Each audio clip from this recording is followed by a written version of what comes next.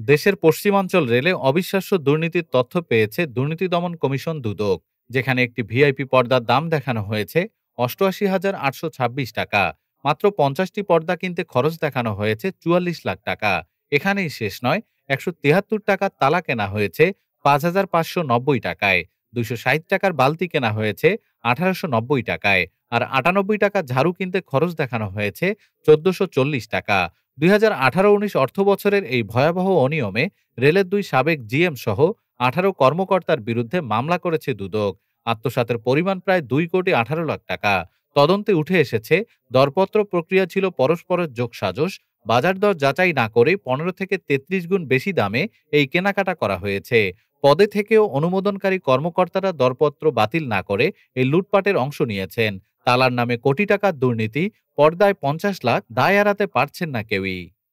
Desk report, আজ বার্তা।